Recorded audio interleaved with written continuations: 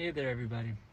I just wanted to share a quick verse with you that I have been kind of chewing on since this morning, and it really blessed me. Just kind of God calling us higher, calling us to a deeper understanding of His heart, right? So, um, Matthew 5:43 says, "You have heard that it has been said that you shall love your neighbor and hate your enemy.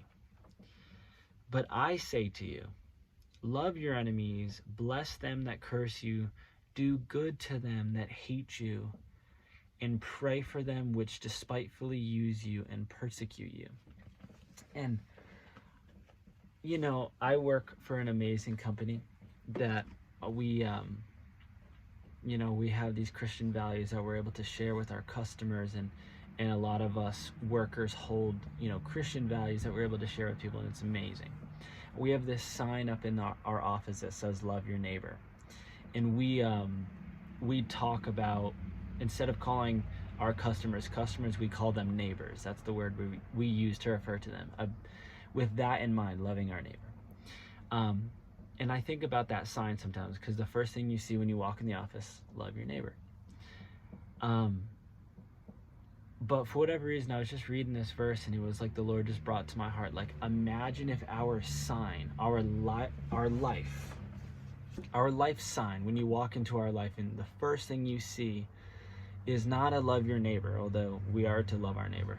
But imagine if our sign, the first thing people saw when they looked at us, was love your enemy, pray for those who persecute you. And I'm interceding for those who hate me.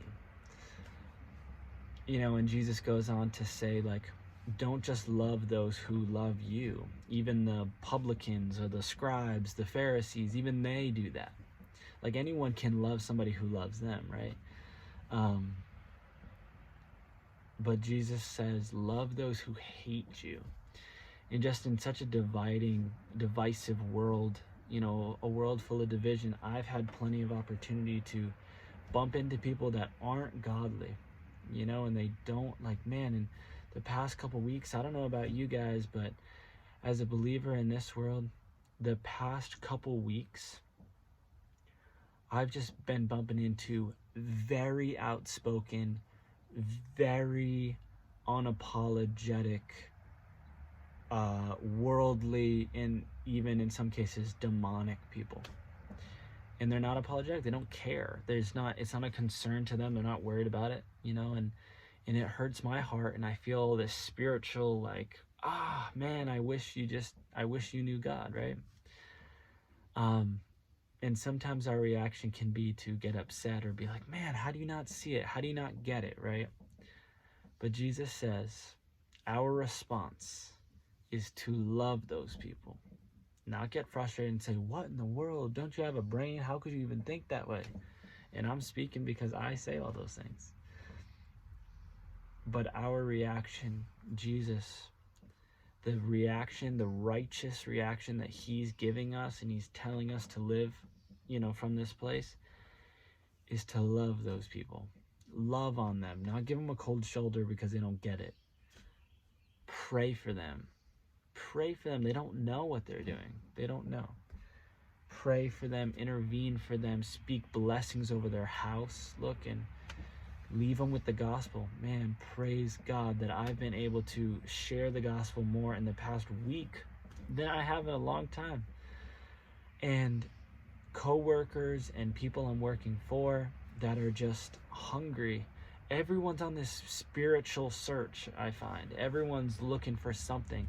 And to be the only face, who knows? You could be the only face that shares Jesus with people. You could be the only interaction that this person has with another human being that's going to tell them, look, man, you got to give your life to Jesus. You got to press into Jesus. You need Jesus. You might be the only person to do that. And I've had this conviction. You need to speak the gospel. You need to share the gospel, not out of feeling this like, oh my gosh, I'm going to be a horrible person if I don't. It's the exact opposite. You need to press into Jesus, okay? You need to press into your relationship with him so much, and it has so much value that you have to share. Okay, we live in a world that's very like, okay, well, that works for me, but it doesn't work for them, and it doesn't, so I'm not going to be confrontational. Jesus is telling you, I want you to be confrontational, not rude, not upset, not in anger.